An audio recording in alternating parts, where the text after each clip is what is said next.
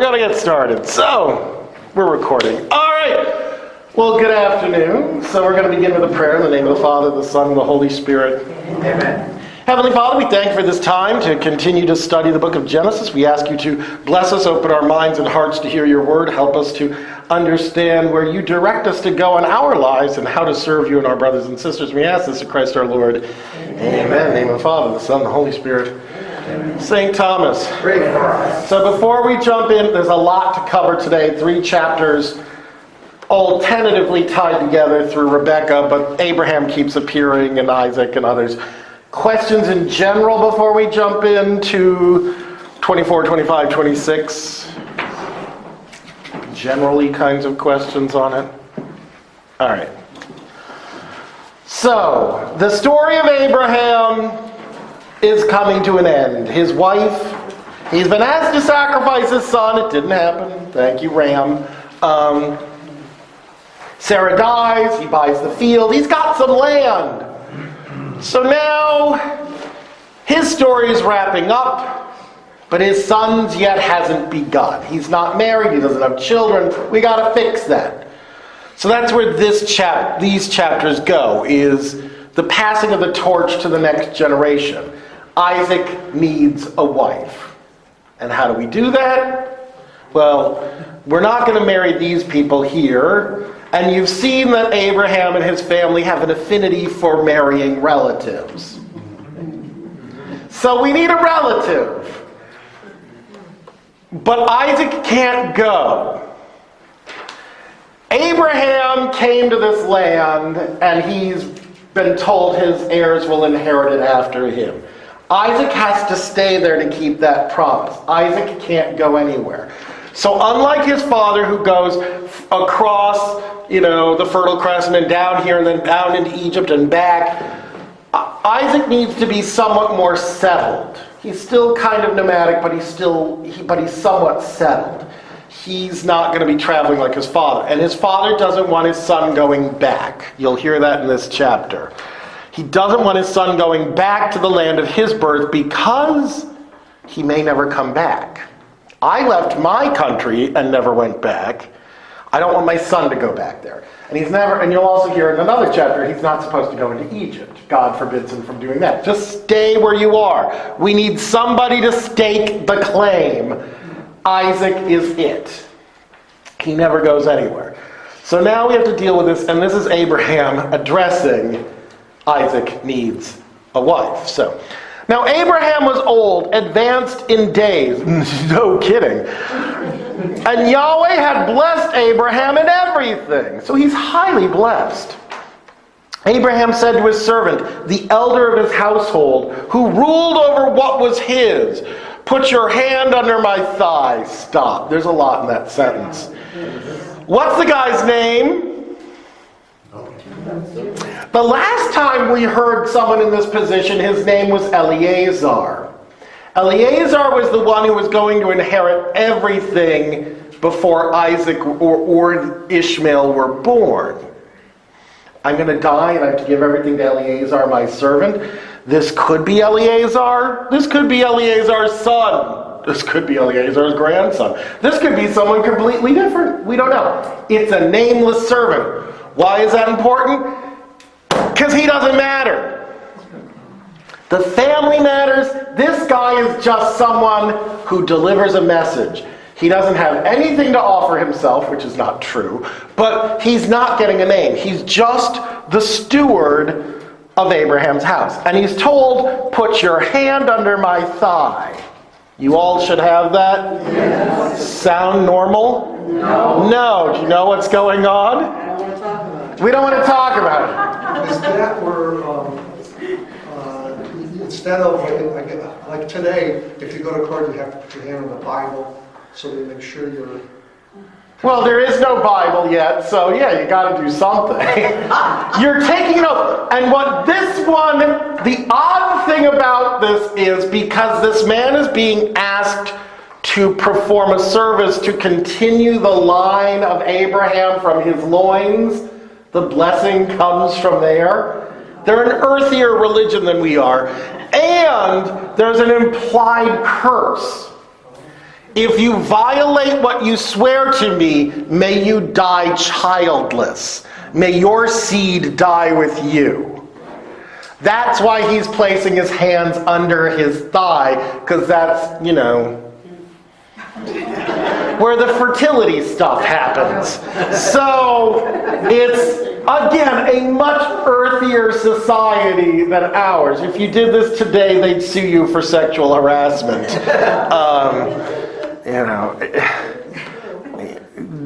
But this is the implied blessing. This is a promise for my line to go. I need you to bless me there. And you be cursed if you violate this, that you will never have seed to remember you afterwards. That's the implied curse. That's why this oath is sworn, apparently, under Abraham's thigh.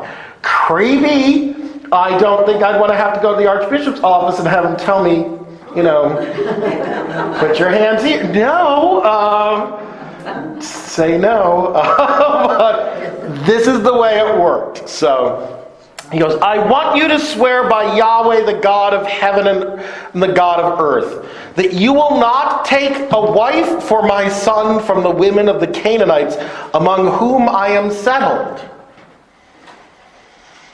Well, why is this guy got to do it? Because Abraham's too old to go back home and get a wife. He also can't leave here.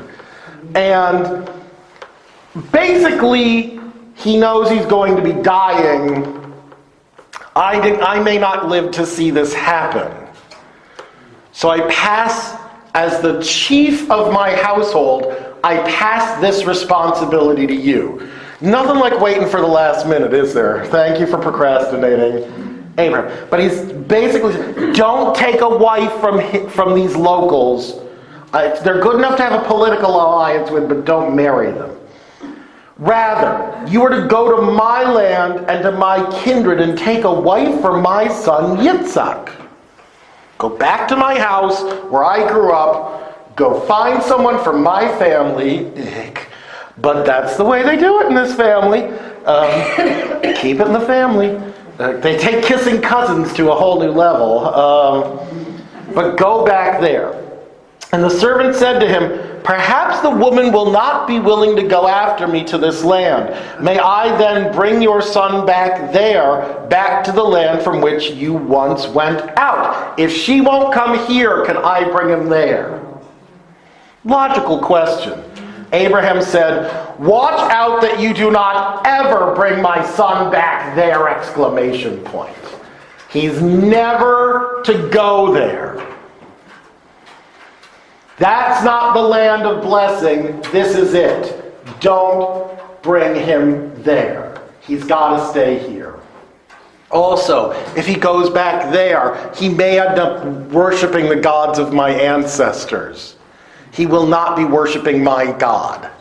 Keep him here with my God. The promise is with this God. He can't leave this place. Get it? Just don't ever make him leave. He goes, Yahweh, the God of heaven, who took me from my father's house and from my kindred, who spoke to me, who swore to me, saying, I give this land to your seed, he himself will set his messenger before you, so that you take a wife from my son from there. God will take care of it. God took me out of there. He'll find somebody from there who wants to leave just as much as I did. And he goes on. Now, if the woman is not willing to go after you, he's providing for an escape, you will be clear from this sworn oath of mine, only you are not to bring my son back there. If she won't come here, you don't have to follow this plan, but don't bring him there. So even if you can't get him a wife from my relatives, even if you can't get him a wife from my area, I don't like these locals, but don't bring him back there. What's more important? He stays here is more important than someone from there comes here. The idea that his son is the anchor to this land is absolutely critical. Is that The blessing will no longer be with him if he leaves that land? That's the fear, is if he leaves, the blessing goes away. He's not in the land of this God anymore. Will this God even speak to us if we leave here? Will he be tied up with a new worship of a new God? The whole thing becomes void then. Let's not even open that can of worms. That's what he's trying to avoid. Plus, if Isaac is the only one of the entire three, Abraham, Isaac, and Jacob, who lives his whole life in Canaan. Abraham has spent a good chunk of his life back in the Fertile Crescent and some of it in Egypt. Jacob is going to go back to the land of his his mother's family, and he's going to end up in Egypt. They both go either way. Isaac becomes the linchpin who says, no, this is our home. I'm staying here. That's his whole mission in life, is just to not move. He's just got to sit there. That's all he has to do. So, the servant put his hand under the thigh of Abraham his Lord and swore to him an oath about this matter. So, the promise is made. I will go and find a wife, but God better go ahead of me first, because this is not going to be easy. The servant took 10 camels from his Lord's camels and went all kinds of good things from his Lord in his hands. He arose and went to Aram of the two rivers, to Nahor's town. Okay, that's a long... He took 10 camels. This is quite a procession.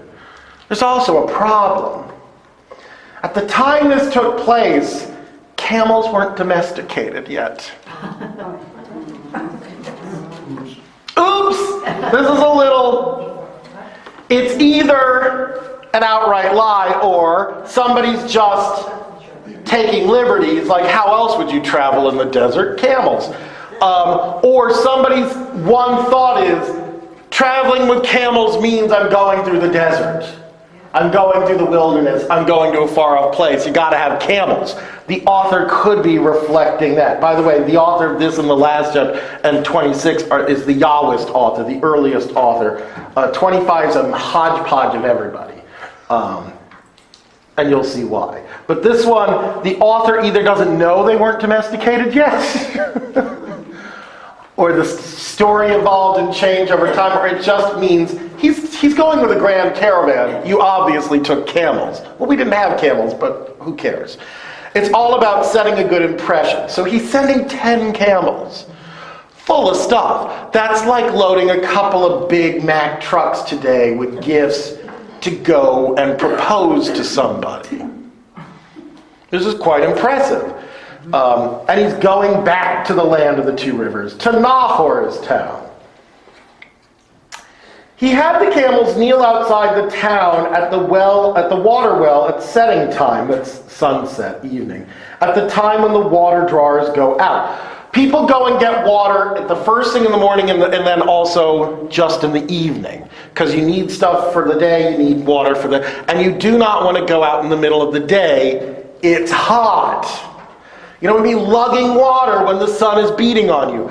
You send the women folk out to get the water before the sun is high and as the sun is getting low, so they don't get sunburned, they don't get exhausted, they don't pass out, they're not drinking all the water to get it back home because they need to get it home.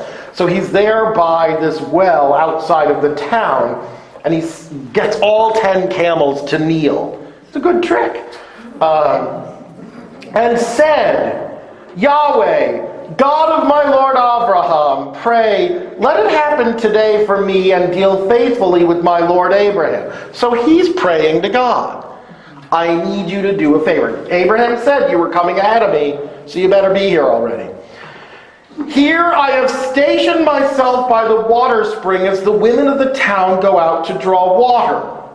So he has a plan. This is the time the lady folks show up. This is the right town.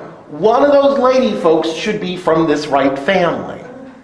So he's good thinking. May it be that the maiden to whom I say, pray, lower your pitcher that I may drink, and she says, drink, I will also give your camels to drink. Let her be the one that you have decided on for your servant, for Yitzhak. By means of her may I know that you have dealt faithfully with my Lord. So he's saying, if I find some lady who shows up and not only is willing to give me some water, because really, how much can he really drink? 1 or 2, that's not a lot to draw. She's going to give water to 10 camels? No, they probably haven't had water in days. That is drawing water. That's a lot of water for 10 camels to get those humps back up again. The tanks are depleted. He's asking a lot. So he knows that if some woman is willing to do this, she'll do anything. She'll marry a stranger sight unseen. This is a good thing. So that's his plan. And it was, not yet had he finished speaking. He's still talking. When Rebecca, came out, she had been born to Bethuel, son of Milcah, wife of Nahor, brother of Abraham, her pitcher on her shoulder. She's often depicted as a woman with a big pitcher on her shoulder. Classic image of her. Now, I love how they describe this. She is the daughter of Bethuel, who's the son of Milcah, the wife of Nahor, who is the brother of Abraham. Something sound funny about that? Yeah, why did they mention her? Why do they mention her? She's the niece of Abraham. She is the sister of Lot. But why mention her? The fascinating thing is, she seems to be the head of her own house. Remember, Nahor had another concubine? He had children with her. Milcah has her own house. She runs her own show. It also seems to reflect a difference in culture. Abraham is the head of his house. He's a man. I'm in charge. Back here, it's Milcah's house. We'll keep seeing little allusions of she runs home to her mother or to her, it's all about the mother line. There seems to be a matriarchal element to something about the society from which they've come. Abraham left, he ain't following that one. Yet he still honored his wife's sister by not taking another wife until she told him to. The women in this family seem to hold a certain degree of authority. And there's some cultural aspect in the naming of her, even before her husband, that reflects something about women being in charge, at least of domestic matters. That is not necessarily the case back in Canaan. This will lead to some conflicts. If you wonder where they came from. That little line right there, the son of Milcah, wife of Nahor, brother of Abraham. So Milcah's the main one in charge. Notice also it's the daughter who's coming. We care about the daughter and it cares about her grandmother. The maiden was exceedingly beautiful to look at, a virgin. No man had known her. Good. Going down to the spring, she filled her pitcher and came up again. The servant ran to meet her and said, "Pray, let me sip a little water from your pitcher." That's all he says. He's got a whole speech planned. We don't get to it. She said, "Drink, my lord." And in haste she let down the pitcher from her arm. She's got it lugged up in her shoulder, and gave him to drink. When she had finished giving him to drink, she said, "I will also draw from your camels until they have finished drinking." I'll keep drawing water till the camels aren't thirsty anymore. She's going to be there all night. She wasn't asked. He has this in his head. He's just said, "Can I get some more?" She's on top of it. She knows what to do. Either God has conveyed this message to her, or she's just that kind of person who is going to go above and beyond the laws of hospitality. She has to take care of him. She doesn't have to take care of the camels. That's servants' work. Servants water the camels, not the daughter. Yes. Since it would take such a long time to do that, do you think that was a proverbial statement of the day? I'm just guessing, you know. No, whatever animals he's come with, she is willing to literally go above and beyond and water them all. That's the kind of girl Rebecca is. So we get this impression she really is willing to serve. That's a lot of work. This is the sort of thing you send slaves to do. But she's going to do this. So, where was I? 20. Okay, 20, thank you. In haste, she emptied her pitcher into the drinking trough, and she ran to the well to draw, and drew for all the camels. The man kept staring at her. Now, I just met this guy, and he's just staring at me as I run, dragging water. This seems a little creepy. He kept staring at her, waiting silently to find out whether Yahweh had granted success to his journey or not. I think this is a good indication. Okay. It was when the camels had finished drinking. Now that's so long. That the man took a gold nose ring, a half a coin in weight, and 2 bracelets for her wrists, 10 gold pieces in weight. They didn't have pieces back then. Everything was weight. You weighed out gold. That was the measure. They're trying to put it in modern terms. There were no such thing as coins in that day and age. You weighed gold. The first thing he does is he slaps a nose in her ring, a ring in her nose, sorry, and on her bracelets on each arm. She wouldn't be wearing jewelry, by the way, because she's unmarried. Sort of like English ladies and European ladies don't wear tiaras unless they're married.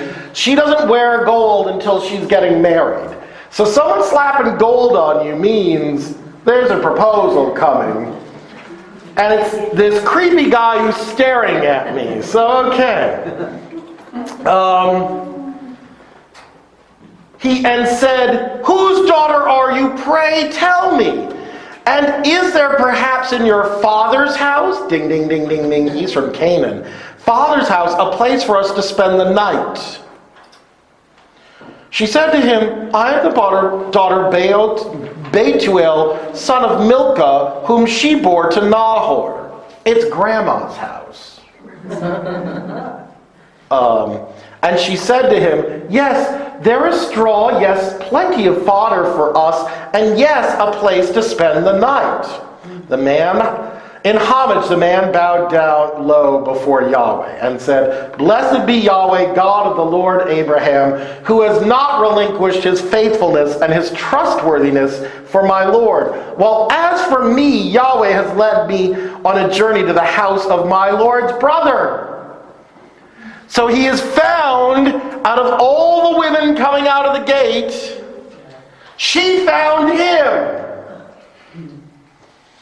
And says, "Oh yeah, I'm the grandniece and great-grandniece." Ding, ding, ding, ding. And again, it's a little inbred. But he's found someone right. And he knows he's been blessed because, wow, this is Abraham's grandniece.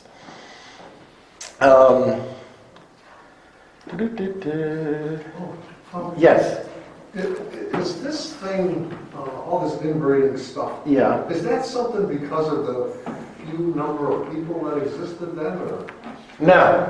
No? It's a cultural thing. Some cultures you marry in the family because other families are lesser and somehow beneath you. Some of it's keep the money and the resources in the family. Some of it's about keeping bloodlines absolutely pure. They don't have a concept that inbreeding leads to genetic anomalies and diseases and all sorts of other problems.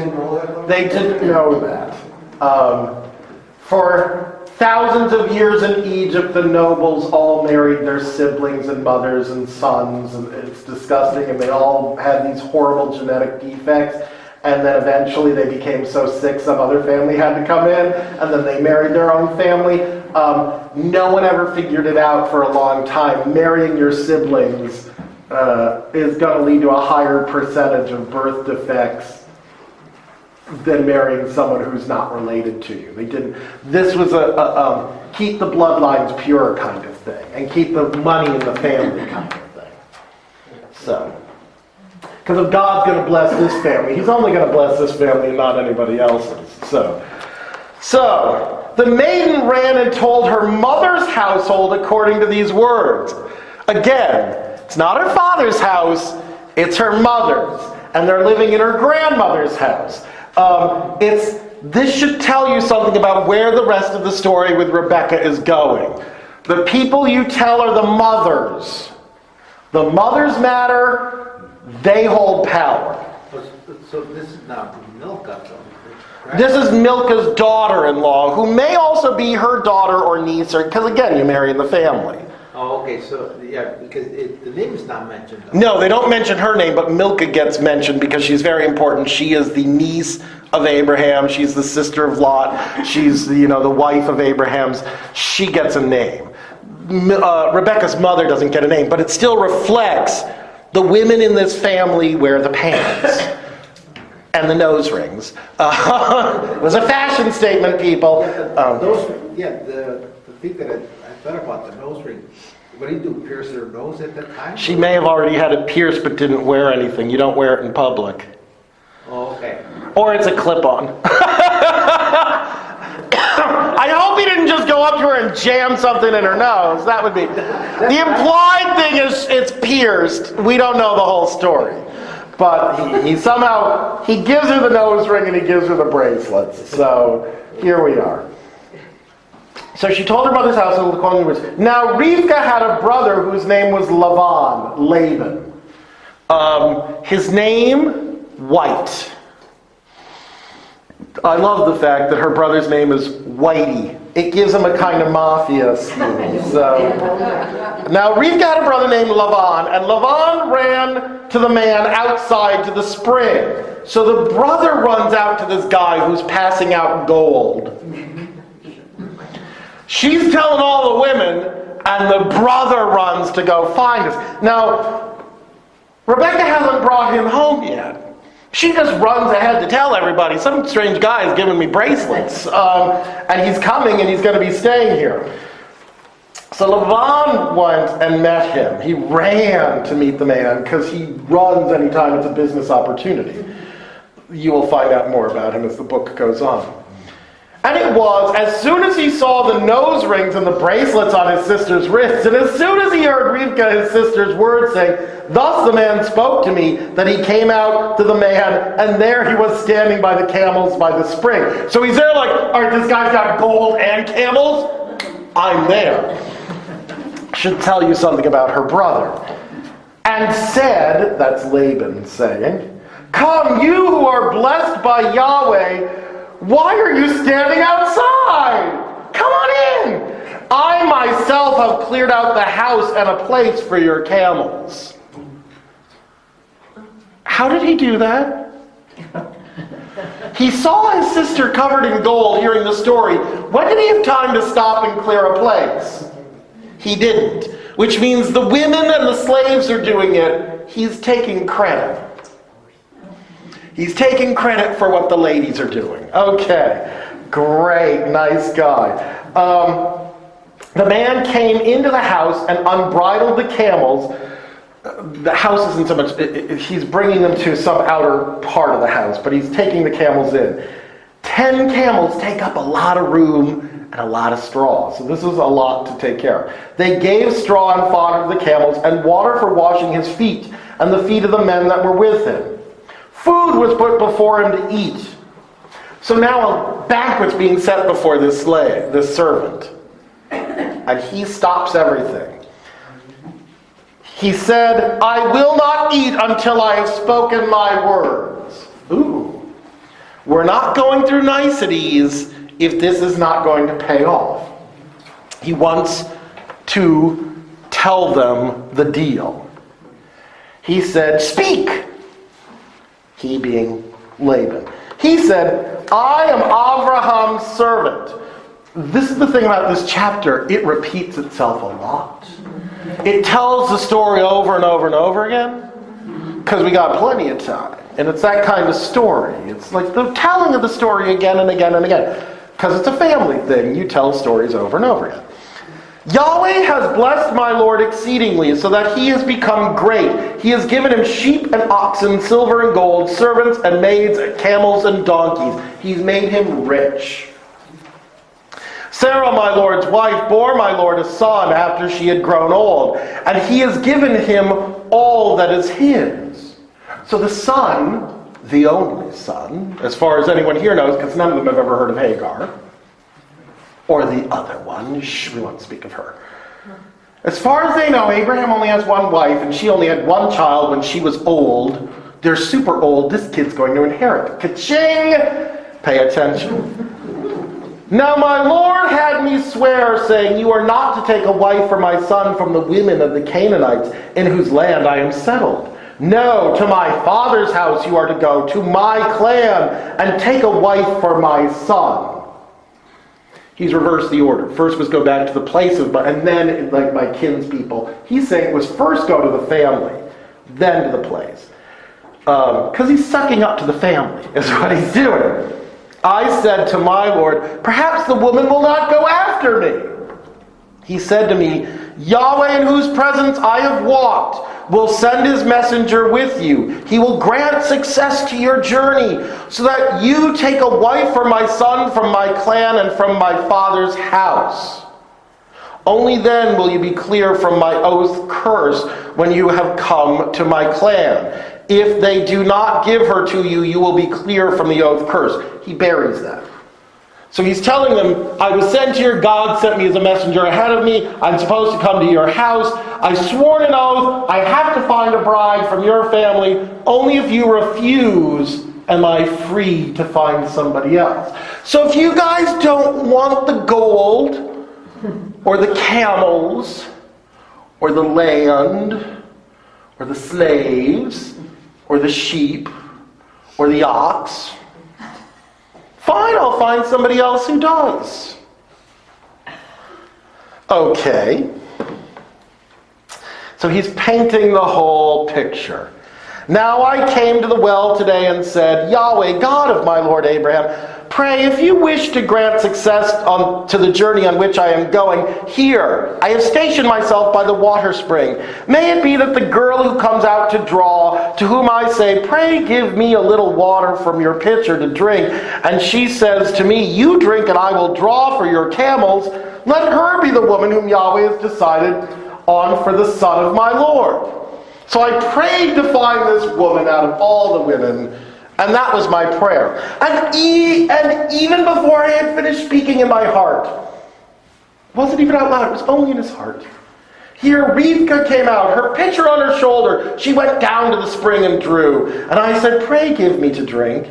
In her haste she put down her pitcher from herself and said, drink, and I will also give your camels to drink.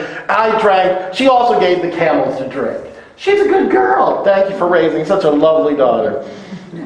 Then I asked her, I said, whose daughter are you? She said, the daughter of Bethuel, son of Nahor, whom Milcah bore him. Does that sound right? No, you changed the order. He changed the order. He's from Canaan. Men are in charge. I asked whose daughter you are. Bethuel, my father's Nahor. Yeah, he had me through Milcah, but it doesn't matter. Rebekah said, I am the daughter of Bethuel, who is the child born of Milcah of Nahor.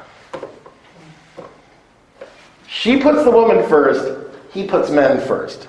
You'll see a conflict happening in this family.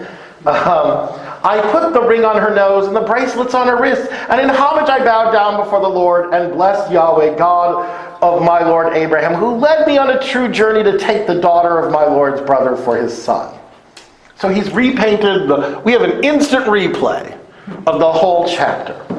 So now, if you wish to deal faithfully and truly with my Lord, tell me.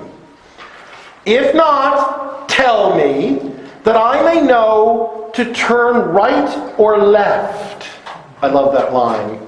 You probably have to be able to choose where to go or proceed accordingly. He literally says, tell me so I know whether I have to turn right or left. I don't know where to turn from here. I'm here right now, and I'm going to go somewhere else, right or left. Who are the neighbors on either side, people? I need to make up my mind what to do, but you get the first shot at it. You see the wealth we have. See the camels? See the gold? I'm a servant. See all these other slaves? We're expendable. We don't have to be back at home taking care of anything. This is how much money he has.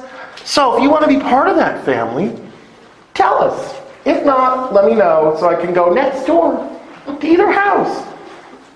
Laban and Bethuel answered and said, the matter has come from Yahweh. We cannot speak anything to you, evil or good. We can't say anything. It's God's matter.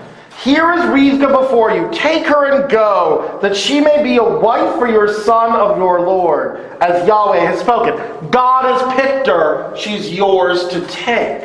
Who says that? The father and the brother. She went to go tell Mom. Okay. It was when Abraham's servant heard their words that he bowed down before Yahweh. And the servants brought out objects of silver and objects of gold and garments and gave them to Rivkah. They're giving her the dowry. Her family doesn't have to. We're giving you the dowry, lady. Ka-ching! You've hit the lottery.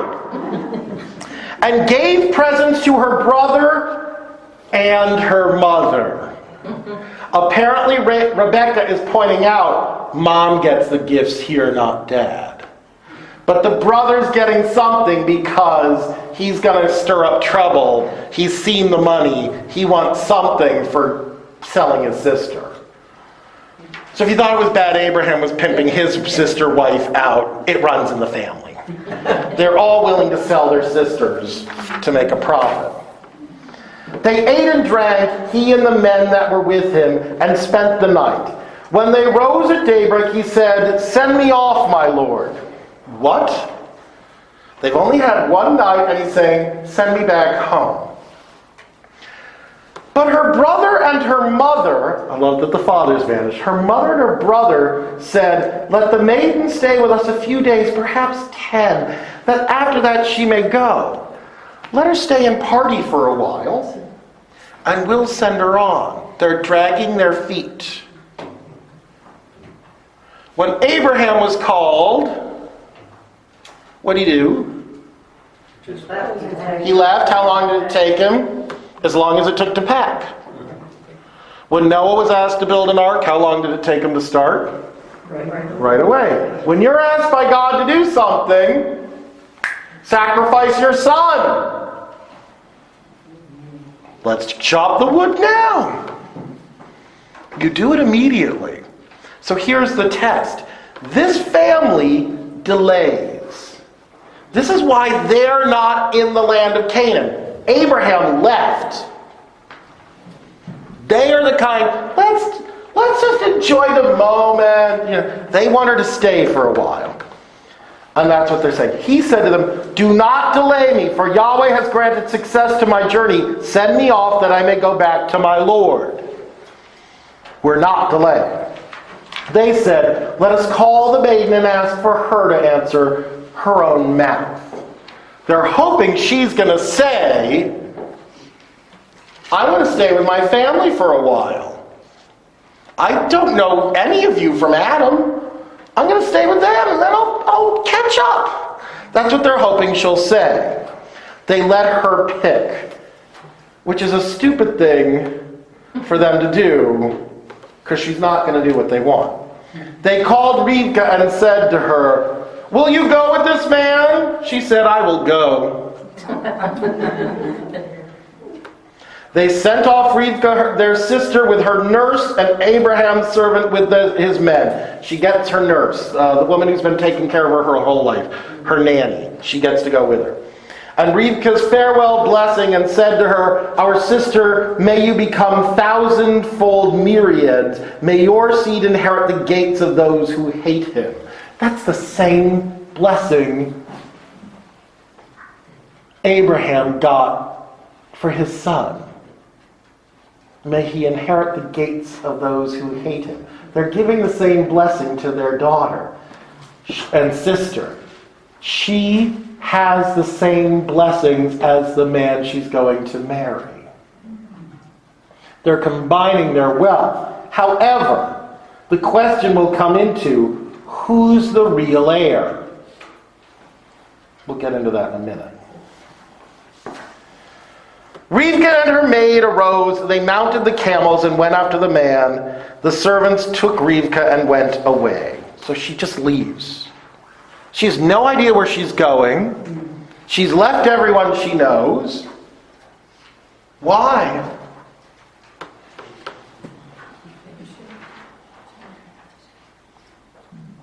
Is she doing it because he's rich? Or maybe God told her?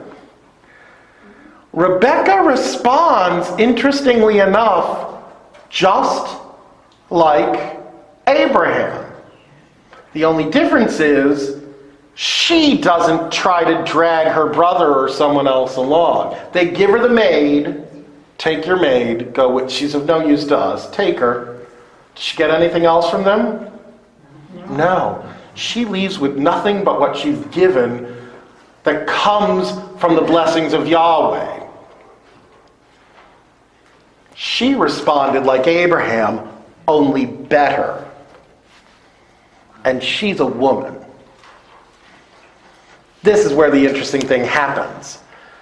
Who is the real heir in the next generation? Is it Isaac, the son of Abraham?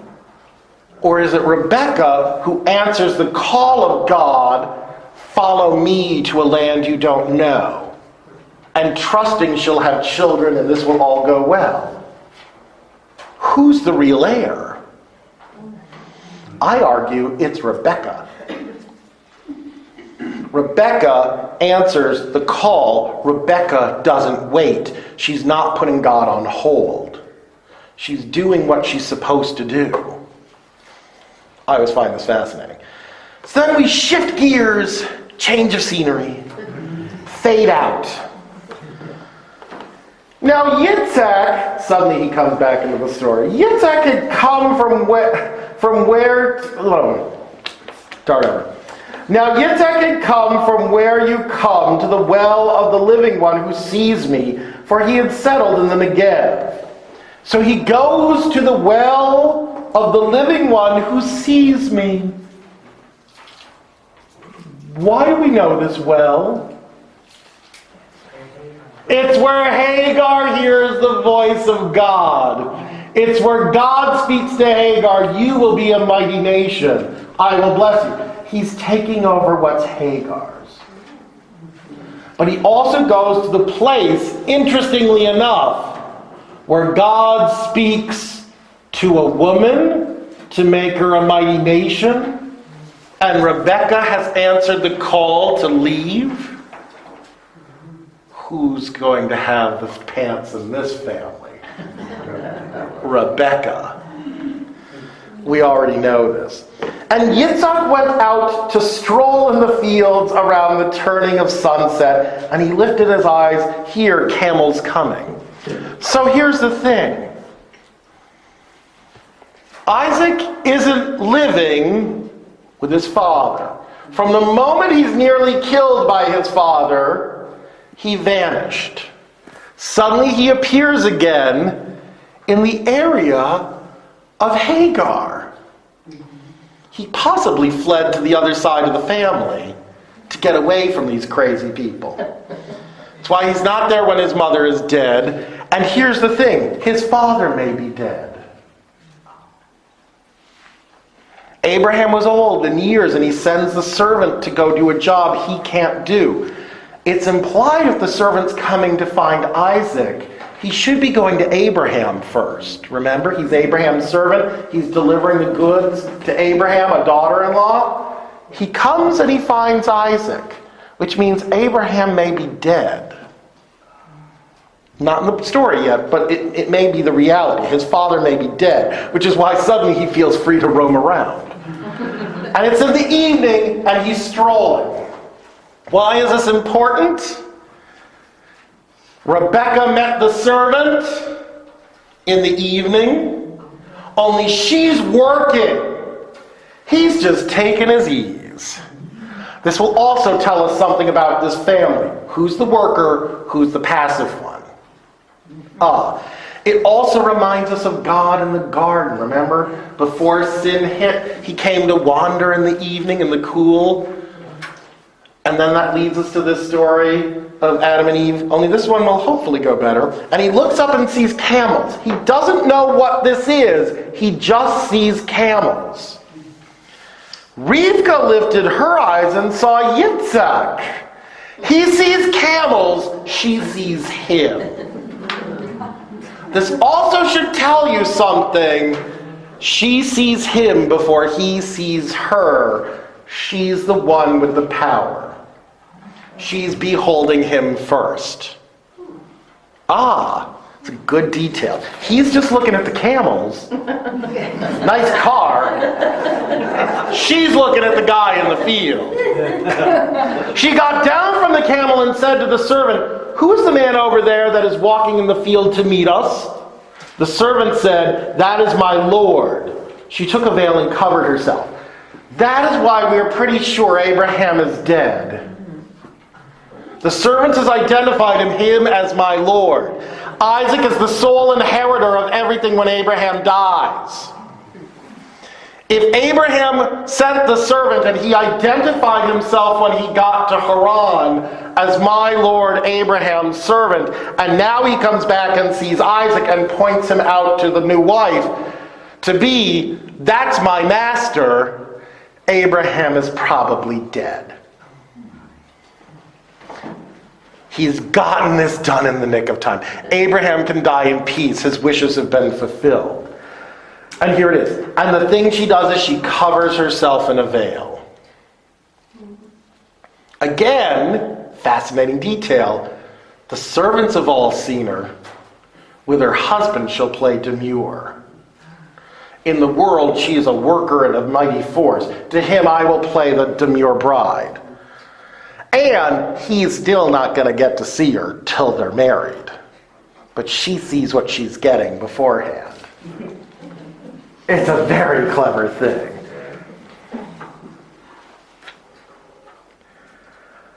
Now the servant recounted to Yitzhak all that he had said and done, and Yitzhak brought her into the tent of Sarah his mother, and took Rivkah, and she became his wife, and he loved her. Thus Yitzhak comforted after his mother. He's living in his mother's house, not his father's. And when Rebecca shows up, who comes from her mother's house, in the house of her grandmother, and she realizes, I just arrived at the house of my aunt, she's following a line of matriarchal policy. He's just brought her into his mother's house. She's just been given authority. This is a woman's house, not a man's house. It's now hers.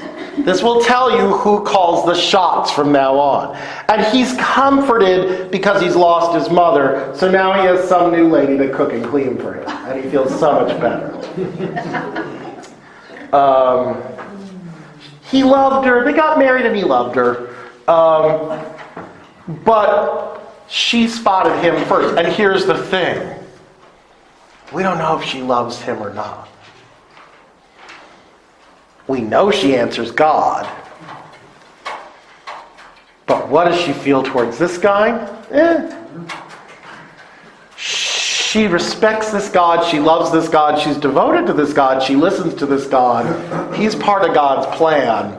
I'll stick with you, buddy. But is she there for him, or is she there for Yahweh? She's there for Yahweh. Well, or gold, yeah, you can look at it that way. But she went because of Yahweh. She's responding because of Yahweh. She listens to Yahweh. She's listening to Yahweh. It's really, she's the one God will speak to in this next generation, not him. Only once will he really speak to Isaac. Isaac is just so passive. So questions on that. It's a long chapter. So now he's married. He's married. Dad can die. Okay. Now Abraham had taken another wife. What? How? Come on, you are old. Why are you getting married again? Her name was Keturah. She is not from his family. She's a local girl. So he found someone to be the nursemaid, caretaker, and they just happened to have a bunch of kids. She bore him. By the way, do you have wife or concubine? Wife. The word is what? The Hebrew scriptures conflict. In some places she's called a wife. In other stories she's called a concubine. There is a debate. If she's a concubine, the children don't inherit the same level. If there's a real heir. She's a wife, there should be an issue. But she's called a wife. She bore him Zimran and Yokshan, Medan and Midian, Yishbak and Shua. Yoshan begot Sheva and Dedan. Dedan's sons were the Asherites, the Latushites, and the Laomites. Midian's sons were Apha, Apher, Hanak, Avdiah, and Eldah. All these were Keturah's sons. So remember, waiting forever and ever and ever and ever and ever and ever and ever and ever and ever for a baby with Sarah, has sex with Hagar, one, boop! Apparently the issue wasn't Abraham, because even as old as he was with his last nursey wife, he pops out a lot of children. These tribes, by the way, are Arab tribes. These are the tribes of Arabia.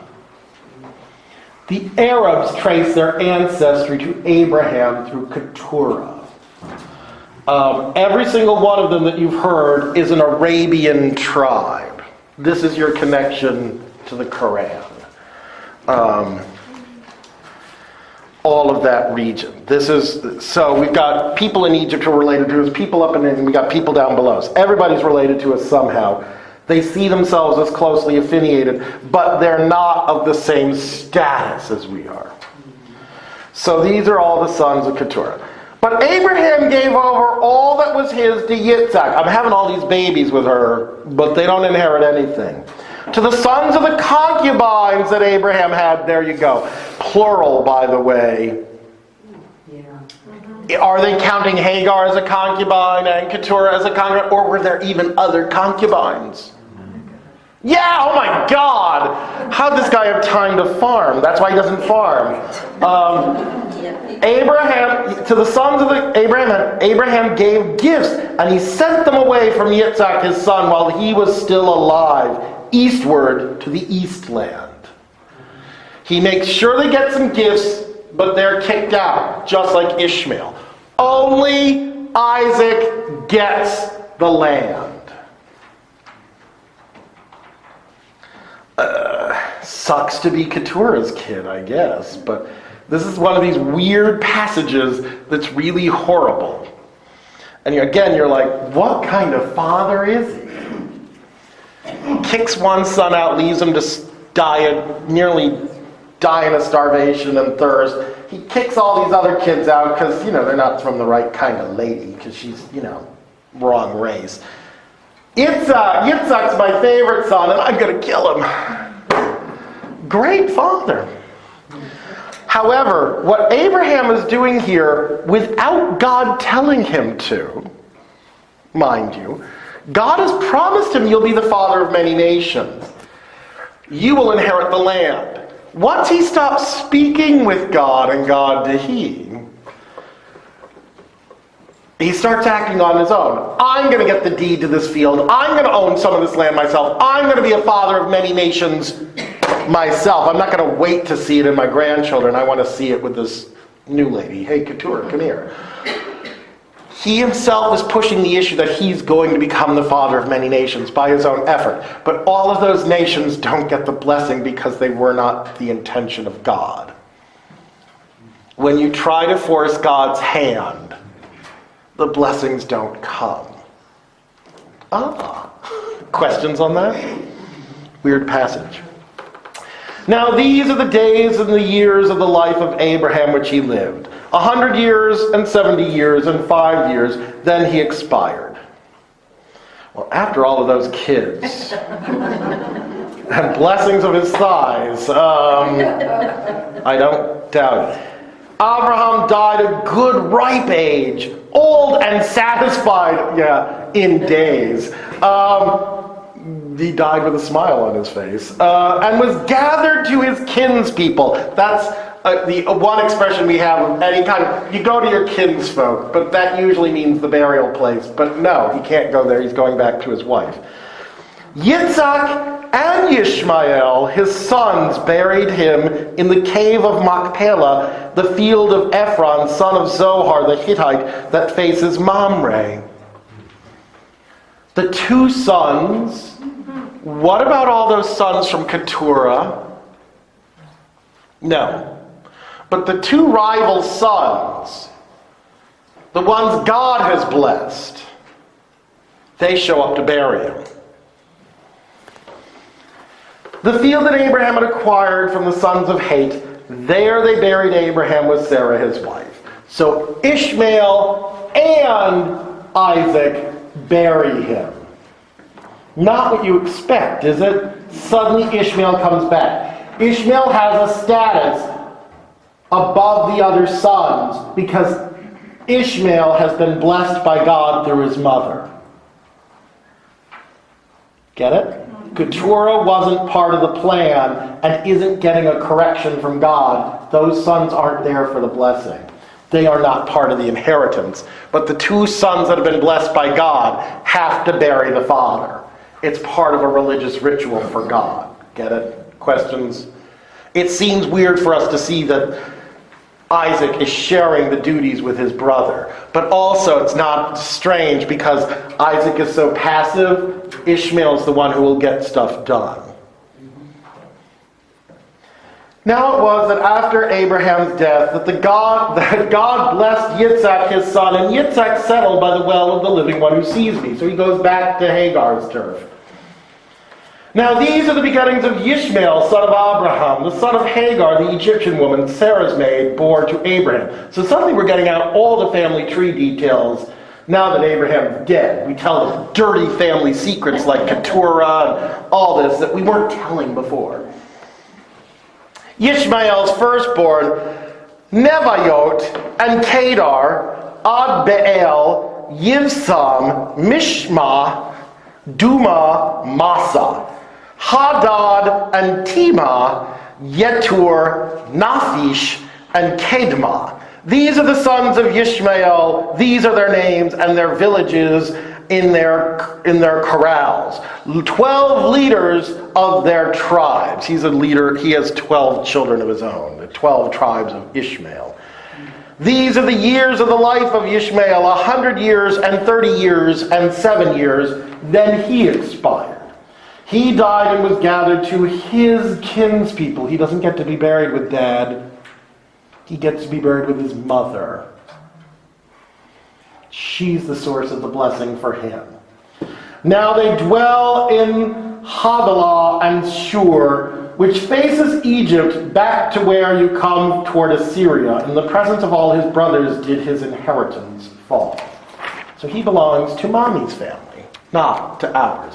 So we find out Abraham ended up having all these other children and grandchildren and great-grandchildren, and none of them count.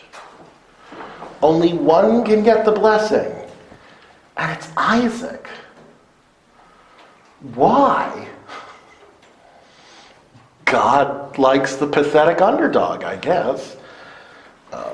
Questions? All right, we keep reading. Now these are the beginnings of Yitzhak, the son of Abraham. Abraham begot Yitzhak. Yitzhak was 40 years old when he took Rivkah, daughter of Bethuel, the Aramean, from the country of Aram, sister of Laban of the Aramean, for himself as a wife. Notice, who do we not mention? Mother or grandmother. We're back on male turf. The men matter. Yitzhak entreated Yahweh on behalf of his wife, for she was barren, and Yahweh granted his entreaty. Rivkah, the wife, became pregnant. Here's the weird thing about this. Sarah, chapter after chapter after chapter after chapter, is barren. Rebecca, one sentence. We've got to throw it in there, because, the matriarchs all have to be barren, because we all have to see that God has to intervene for them to have a kid, because the kid has to be special. That's the way it works. So we have to keep the pattern going, but we're not going to shoot down Rebecca, because she's the linchpin here. And it's the only time we see anything where he's in charge. He prays for her, and she becomes pregnant. That's the shortest barrenness I've ever encountered, but okay. But the children almost crushed one another inside her, and so she said, if this is to be so, why do I exist? I love that line. Why am I even alive if this is going to be my answer? That children are killing each other in my womb. And she and she went to inquire of Yahweh. Yahweh said to her, notice when Isaac prays, the answer is she becomes pregnant. When she prays, she gets an answer. That's why I also think she's the more important one of this family.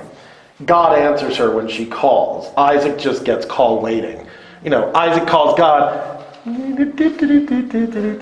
you're on hold for God, please wait, leave a message, we'll get back to you. She gets put right there. Yahweh said to her, 2 nations are in your body, 2 tribes from your belly shall be divided. Tribe shall be mightier than tribe, elder shall be servant to younger. So God tells her there are 2 children in there, they are fighting, and they're not just children, these are the fathers of whole nations. And each one's trying to outdo the other, and the younger one will be master. She's told all of that before they're even born. Isaac, can you please let my wife get pregnant? Oh, you are? Oh, okay, that works. Isaac knows nothing. Rebecca is told who will be the child of the next blessing. She is the bearer of the blessing. It's hers to pass on. But we need to keep him in the picture. When her days were fulfilled for bearing, here, twins were in her body. Wow. The first one came out ruddy, like a hairy mantle all over. So they called him Esav, rough one. Also can translate as red and hairy. So he's described as being red and hairy. So he's like red, and he looks like he's got fur all over him. So this hairy red guy. After that, his brother came out, his hand grasping Esav's heel. So they called his name Yaakov, heel holder. It's also based on principle. Also, it was a weird thing. Someone who grabs their heel meant they were a liar. I don't know where that came from, but heel holders are liars. Basically, we still have the expression, he's a heel. Oh. Thank you, Jacob. Yaakov, the heel holder. Yitzhak was 60 years old when she bore them. So, they've been waiting for 20 years.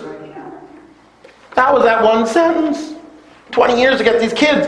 But there was nothing interesting to tell us in 20 years. So, okay.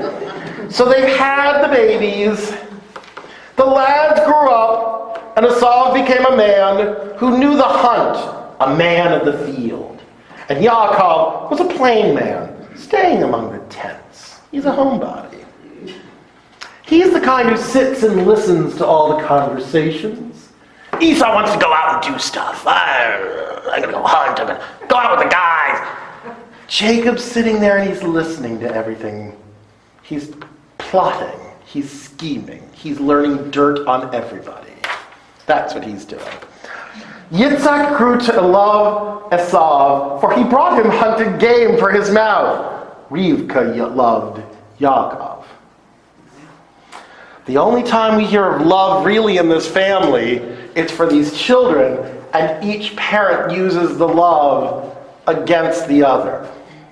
It should tell us something of their relationship. One loves one loves the other. I like you, Esau, you hunt good meat.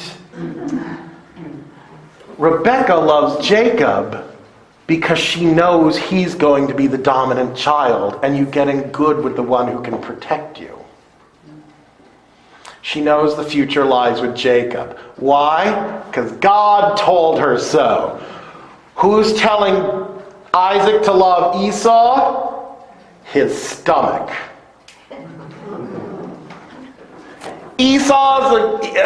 Esau and his father are guys of very simple thinking. You know, oh, okay, God's here, all right, you know, okay, let's eat. And Jacob and his mother, they're planning. So they're rapidly growing. These stores, so they're babies, then there's teenagers who are hunting and sitting, and now suddenly we go on to the next story. Once Yaakov was boiling stew, and Esau came from the field, and he was weary. So Jacob's there cooking, and Esau comes in. He's been out there hunting all day.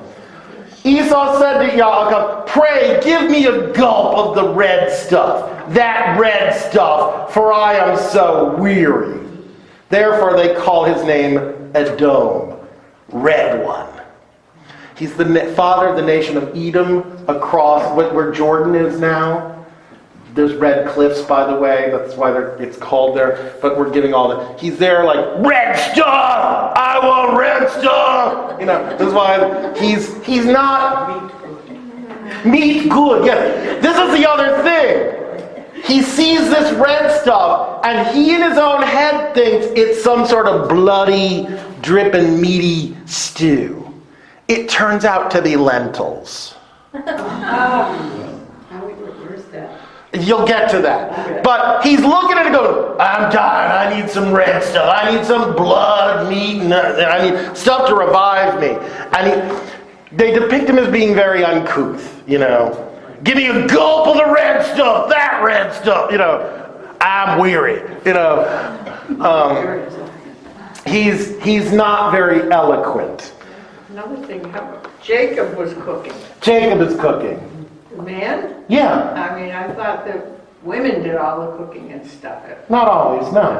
Men cook. And remember, his mother's from a place where the women rule the roost. True. So she could be instilling in him a certain, like, you know, I'm in charge here, fellas. So Plus he was the homebody. he's the homebody. So the brother's out hunting meat and this one gets to cook it. Okay. Yaakov said, sell me your firstborn right here and now. All right, you're hungry? I'll give you something to eat for the rights of the firstborn to inherit everything. Yeah, this is a nice brother. He's far more eloquent, but he's devious. Esau, it's all out there. What you see is what you get. Jacob is plotting and scheming. And he's there, I'll let you eat if you sell me your birthright.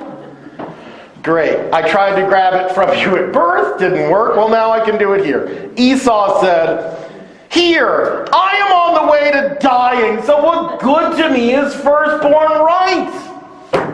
What good's having an inheritance right if you die? Yaakov said, swear to me here and now.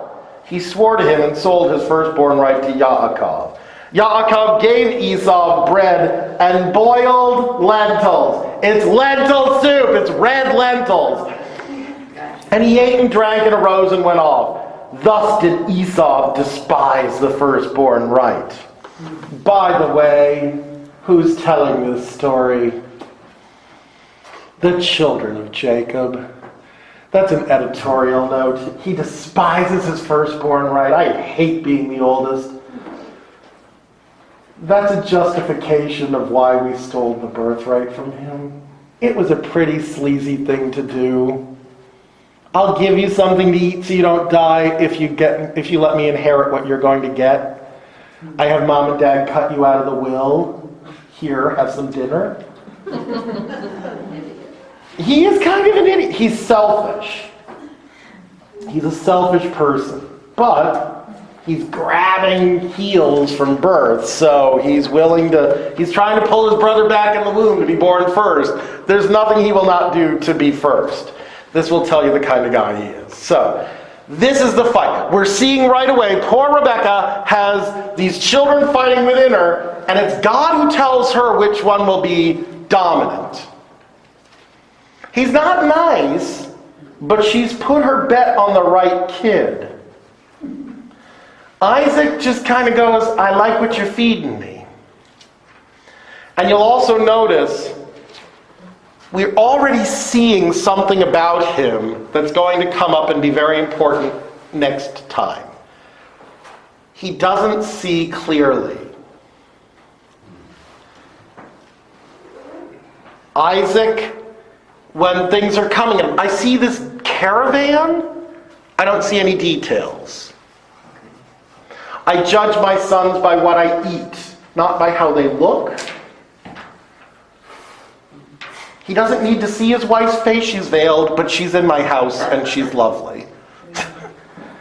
He's not beholding much. Vision isn't a very good thing to him. And actually that will play out in the next. He's not very conscious of visual clues and people may be watching, which we'll explain in chapter 26. Vision isn't very important to him, and you'll find that's important because he goes blind. And the blindness allows him to be duped. Because he's not really with it. Well, he's laughable. His name means laughter. He's a joke, and you can laugh at him because he's pathetic. He doesn't see things very well. And Esau, right now you're only seeing the worst of him because he hates his firstborn, right? He hates it so much he'd give it away for food. He does have a point. If I die now, what's good is sitting on my laurels as the elder son who's going to inherit everything if I'm dead? He kind of has a point. There's a logic to this guy. He also is judging. His needs are simple. I just want to eat. I'm hungry. I just want to hunt. But he also isn't a liar, and he also isn't a schemer. And we'll see that in the rest of the Esau story. He's a fascinating character I think is vastly underrated in scripture studies. People write him off because of the lines like he despised his firstborn right. When it comes to the two brothers, I'll ask you when we get to a certain point, which one is more noble? Which one would you rather have as your friend? I'd rather have Esau on my side. I wouldn't want Jacob as an enemy, because he fights dirty. But Esau's loyal. Depicted as being stupid and not loyal, but he is loyal. So, questions before we jump into 26. All right. 26. And that whole chapter, by the way, you can tell by the way it was pieced together. There's a whole bunch of authors slapping stuff together. Completely different authors through the whole thing. So 26. Now there was a famine in the land, aside from the former famine, which there had been in the days of Abraham. We got another famine. And there was a famine last time. Abraham went to Egypt. What'd he do? Pimped out his wife. Okay. So Yitzhak went to Abimelech, king of the Philistines, to Gerar. So he goes to the same king his father makes a deal with, after trying to pass off his wife as his sister again. We should know where this story is going. Yeah, same thing. And Yahweh said to him and said, so Isaac's first response, this fascinates me. When there's a famine, his response, go to the king. Not God, go to the king. Rebecca listens to God. Isaac doesn't know where to turn because he doesn't know where to look because he's blind. Isaac goes to the king. He gets an answer from God. It's one of the few times we hear him speaking directly to him. And Yahweh was seen by him and said, it's one few times he sees, Do not go down to Egypt. Continue to dwell in the land that I tell of you. Sojourn in this land, and I will be with you and will give you blessings. For you and your seed I give all these lands, and I will fulfill the sworn oath that I swore to Abraham your father. God saying, don't leave, don't leave. The blessing is here. Stay here. I swore it to your father. This is where you stay.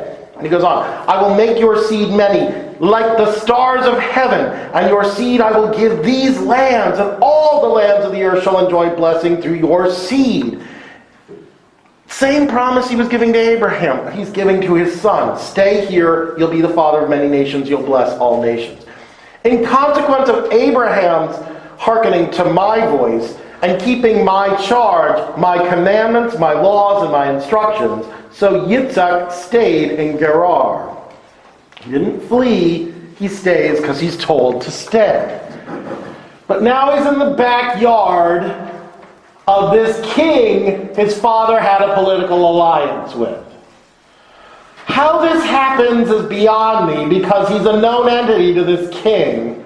How this trick works again, some stupid kings. Now when the men of the place asked about his wife, he said, she is my sister. The only thing he's ever learned from his father. Jude. For he was afraid to say my wife, thinking otherwise the people of the place will kill me on account of Rivka, for she is beautiful to look at. That's why she wore a veil. He apparently can still see because he saw God. But he's not seeing clearly. So he knows she's beautiful, and he's afraid. But here's the difference. He's saying to people who are asking, she's my sister. What happened in the other stories?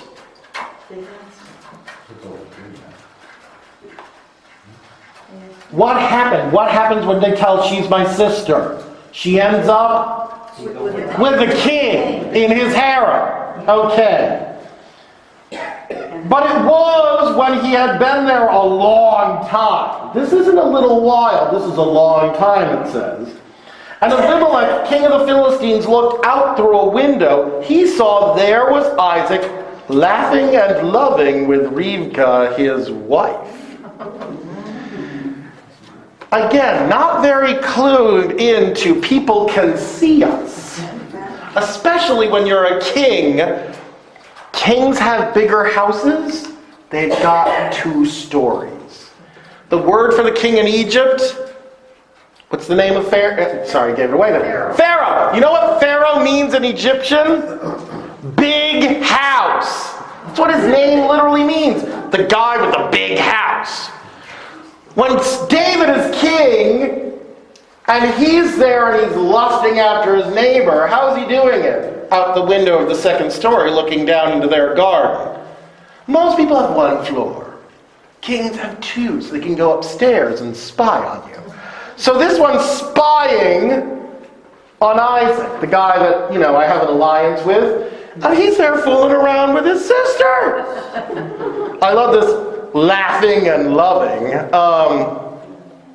Basically, they're rolling around in the field or something. Not very aware that people can see us.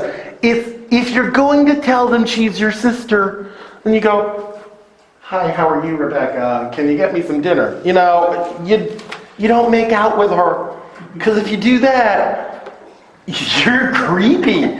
So, Abimelech had Yitzhak called and said, but here, she must be your wife. I love that. She must be your wife. No one would do that with his sister. Forgetting that she's his cousin. But anyway. Now, how could you say she is my sister? Difference in this story? She's not in his house. In the other story, Sarah was in the house of the Pharaoh or Sarah was in the house of the king. The king got erectile dysfunction and everyone went infertile. Pharaoh had plagues coming upon his land. This one, the king just looks out the window and sees them fooling around. She's not in his house. He's obviously learned, don't listen to these people saying, she's my sister. Fell for that one before. Fool me once, shame on you. Fool me twice, shame on me. He doesn't fall for it. He doesn't bring her into his house. But it's still a possibility. So he's there, why did you say this? Yitzhak said to him, indeed, I said to myself, otherwise I will die on her account. Abimelech said, what is this you have done to us? One of the people might have lain with your wife, and then you would have brought guilt upon us. We could have been guilty for your lie. There's no curse. He's saying you could have cursed us. Abimelech is better at the law than Isaac is. Abimelech commanded the entire people, saying, whoever touches this man or his wife is put to death, yes, death. Don't have anything to do with these creepy people. Don't touch them. Don't deal with them. Just, get away. We also don't see that he gets any money from it this time. That game is over too. Well, but that's another story. He's not becoming rich from potentially pimping her out. No. Rebecca is a better class than that. So, Yitzhak sowed in the land and reaped in that year 100 measures. Thus did Yahweh bless him. What just happened? That's a brief line, but it's of critical importance. Yitzhak sowed in the land and reaped that year 100 measures. He had to work for what he He got. didn't get punished. Well, you're missing a significant detail. What was their job before this? What did his father do? He was a farmer. Nomad. He's a nomad. Do you farm if you're a nomad? No. What do? Keep animals that you can move. This guy's farming. He's settled. The famine is over. That danger's past. He's a permanent resident enough to own a field. Whether it's the field by the cemetery or somewhere else, we don't know. He's become a resident. It is his land now. His father only lived there as a guest, a nomad, wandering. This man sows the fields. He's a farmer. He is settled. This is his. Get it? He finally is inheriting the land promised to his father. And the man became great and went on to become greater until he was exceedingly great. You'll have wealthy. He had herds of sheep and herds of oxen and a large retinue of servants, and the Philistines envied him. He's a successful farmer. He's not making money from pimping. He's doing it, the second oldest profession, the farming. And the wells which his father's servants had dug in the days of Abraham and servants, the Philistines stopped up and filled with earth. So now we get this story of he has to become the master of the wells himself. So we have the story of they've been buried again. So Abimelech said to Yitzhak, go away from us, you are becoming exceedingly more mighty in number than we. That's a line you're going to hear of this family more than once. Go away, you're too mighty. And Yitzhak went from there and he encamped by the Wadi of Gerar and settled there. Yitzhak again dug up wells of water which had been dug in the days of Abraham his father, the Philistines having stopped them up after Abraham's death. And he called them the same names by which his father had called them. He's redigging the wells, he's reclaiming his land and his rights to water. Yitzhak's servants also dug in the wadi and found there a well of living water. Woohoo! That's unusual. That's not water way in a well. Living water is a spring. It's constantly bubbling up. It's fresher. It has far less chance of becoming stagnant and disease-ridden. It's living water. You want living water. That's why Jesus, you hear that you're led to streams of life-giving waters, living waters. Living waters will keep you healthier than flat waters. Now the shepherds of Gerar quarreled with the servants and Yitzhak, saying, the water is ours. So it came to be called the well of Esek, bickering, because they had bickered with him. They dug another well, quarreling also over it. He called it Sitnah, animosity.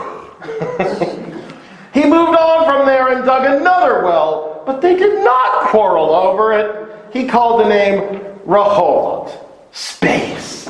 Finally, room to live. We've got a well we don't have to fight over.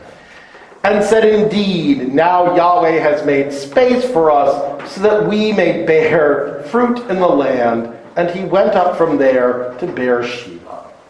Why he leaves the well, we don't know. So he's digging wells, showing he's a permanent resident. He's farmed, he's dug wells, he's not going anywhere. Now Yahweh was seen by him in the night and said, I am the God of Abraham your father. Do not be afraid, for I am with you. I will bless you and make your seed many for the sake of Abraham my servant. Note, has nothing to do with you. The blessing you get is because of your father. And I will bless your children because of your father. He built a slaughter site there and called out the name of Yahweh. He spread his tent there, and Yitzhak's servants excavated a well there. Now Avimelech came to him from Gerar, along with Ahuzat, his aide, and Bichol, commander of his army. We've seen him before. Yitzhak said to them, why have you come to me? For you hate me and have sent me away from you. And the explanation last time is he doesn't hate him because of the sister thing. He hates him because he got rich in his territory. They said, we have seen, yes, seen that Yahweh has been with you. So we say, pray, let there be an oath curse between us and you. We want to cut a covenant with you. God blessed your father. We made a deal with him. God blessed you. We want to deal with you. We don't want to piss this God off. If ever you should deal badly with us, ... You leave the words of the curse unspoken. Because they have a power of their own.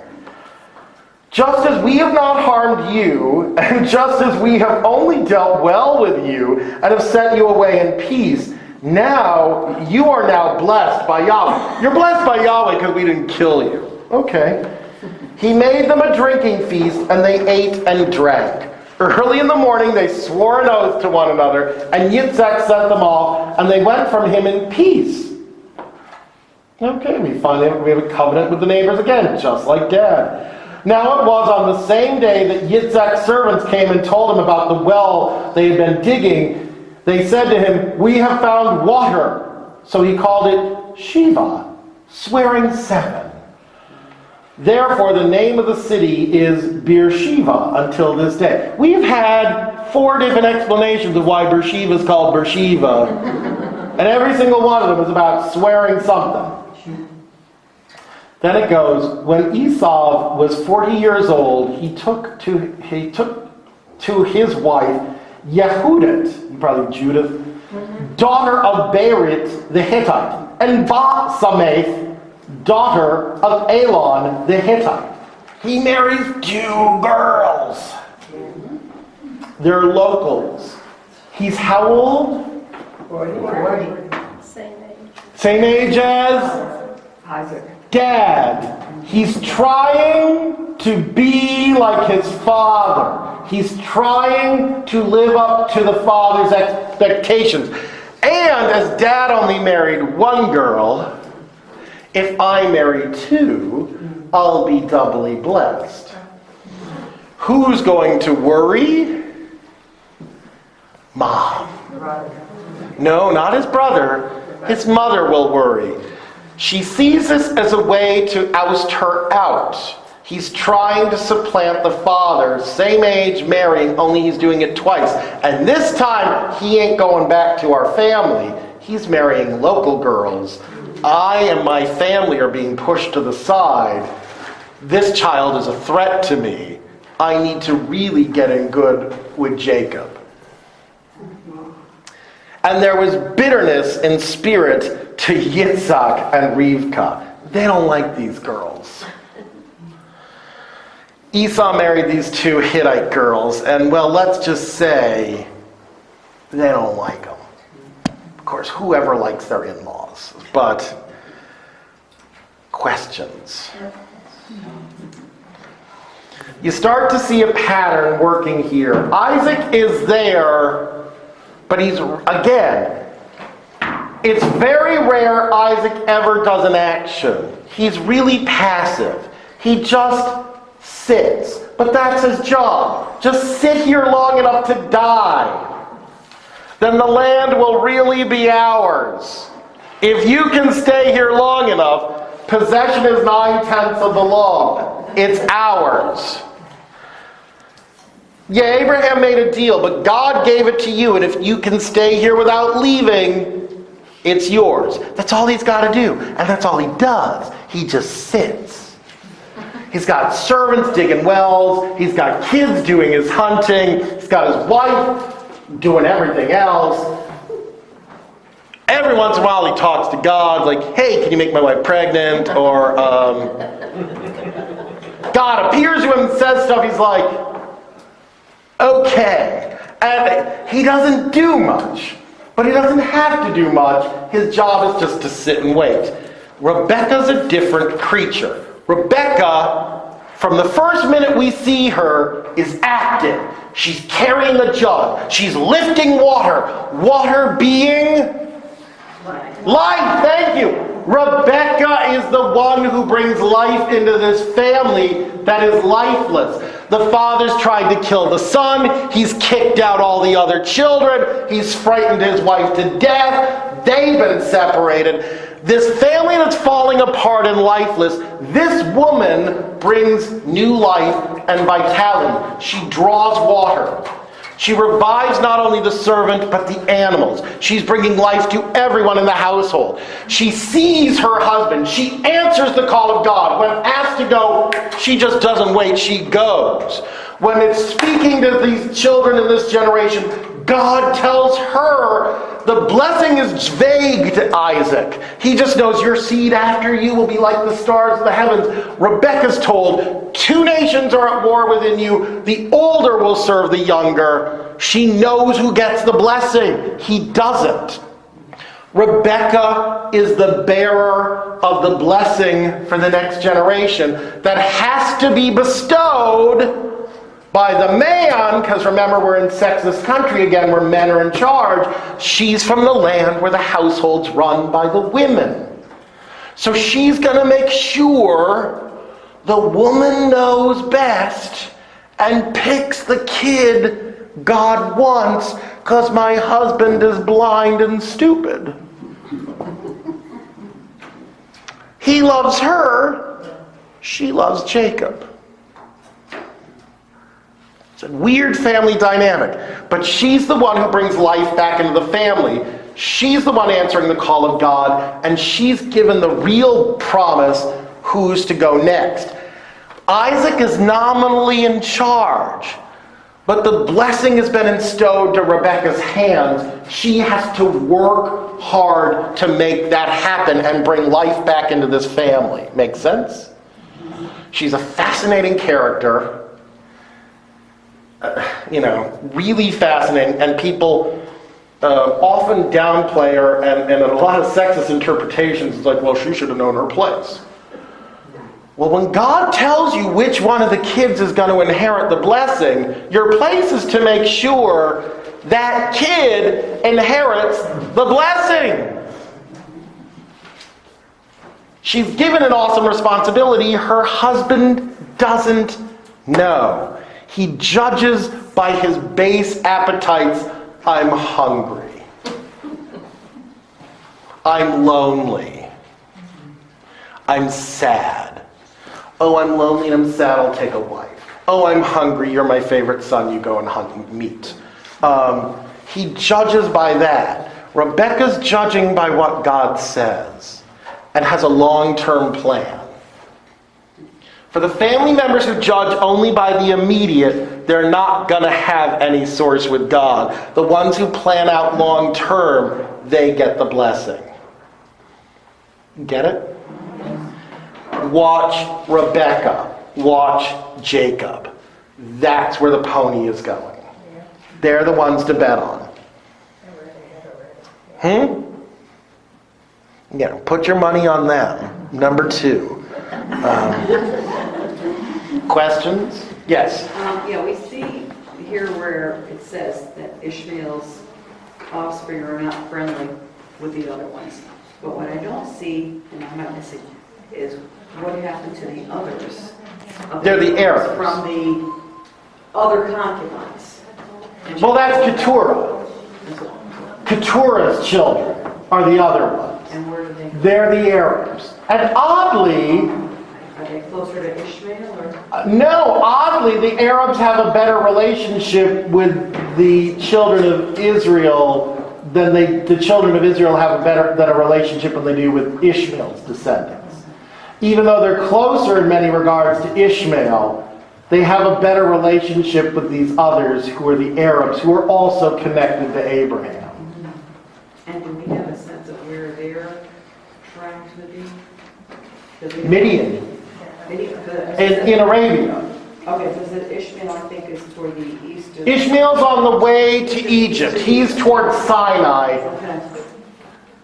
Arabia will be Keturah's children. Other questions? No questions? Go in peace. We'll see you next time.